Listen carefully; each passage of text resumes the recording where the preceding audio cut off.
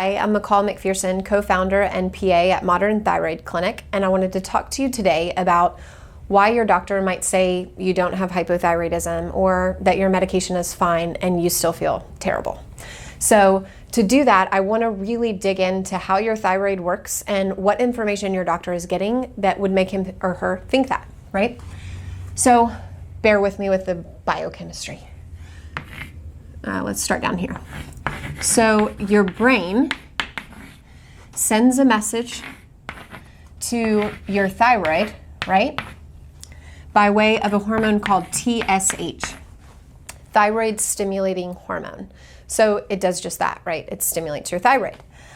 This is really what regular medicine uses to diagnose and manage people's thyroid. And we're going to dig in a little deeper, and I think you'll understand why this system doesn't really work for everyone. So really, this doesn't tell me directly about output. It tells me how hard your brain is asking your thyroid to work, right?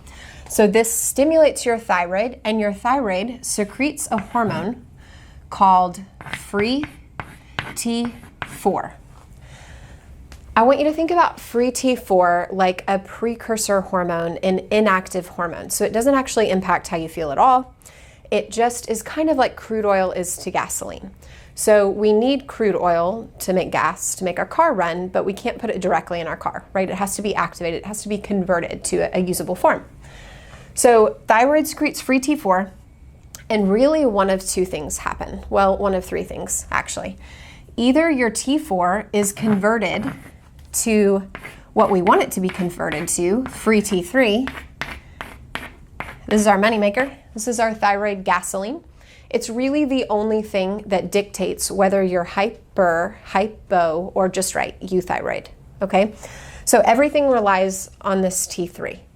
So either your T4 becomes T3 or it gets shunted to your body's inhibitory mechanism called reverse T3. Reverse T3 competes for production and absorption of free T3, and it's called reverse T3 because it's actually T3 in reverse. It's a mirror image, like if you hold out your hands.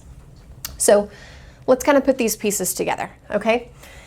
If your doctor is basing your thyroid status on your TSH, what he or she is doing is assuming that your biochemistry feedback mechanism is intact. And what I mean by that is when you have enough, supposedly, of both hormones, both being the key word, it sends a message back to your brain and it says, okay, we have plenty of hormones. You can lower this person's TSH, right? We don't need to work so hard. When you don't have enough of really one or more or both hormones, it sends a message back and it's like, okay, well, we really need to pick up the pace here. We need more production, so we increase the TSH. The problem with that is, especially with people on Synthroid or Levothyroxine, or medications that are T4 based, Tirosint is the same. What happens with these people, or even regular people who aren't on any thyroid medication that are just walking around, a lot of people have what I call a conversion problem. They have a difficult time converting their crude oil hormone, their free T4, to their gasoline hormone, their free T3. When that happens, you can have substantial crude oil or substantial precursor hormone, and it actually sends a message back to your brain that says, okay, well, we have enough hormone. We can just keep the TSH low. Well, those people go into their doctor's office and either they say, hey, I was reading online and I have like 14 of 14 hypothyroid symptoms. I think I have a thyroid problem. Then their doctor says, oh, okay, well, let's check your TSH. Their TSH looks fantastic because it's getting a feedback message from your free T4 that you have plenty of hormone. But keep in mind that the only thing that makes you feel good and healthy and vibrant is your T3, your free T3. So you can have plenty in all the free T4 in the world, but if you can't convert it to your active form, it's not doing you any favors. The same way that we can have all the crude oil in the world, but if we can't convert it to gasoline, we're not going anywhere in our car, right? So that's kind of one scenario. The other scenario is my own personal scenario of, well, I'm on Synthroid for 3 or 4 years and I still have all of these symptoms and I feel terrible. Why?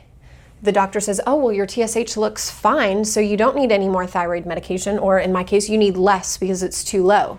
Well, what was happening to me and what I see every day in my clinical practice is people on Synthroid have a ton of T4 because Synthroid or levothyroxine is T4, so of course they do.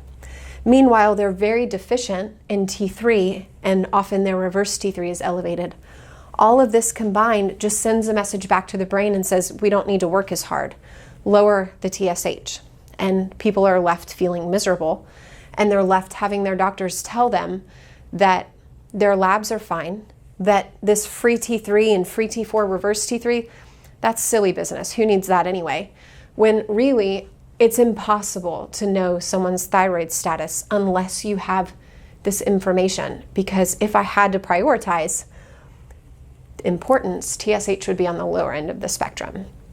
So that's a little bit of information. If you want more information and you really want to understand how your thyroid works and what labs are good and how they interact together, check out our course below at the link. Thanks.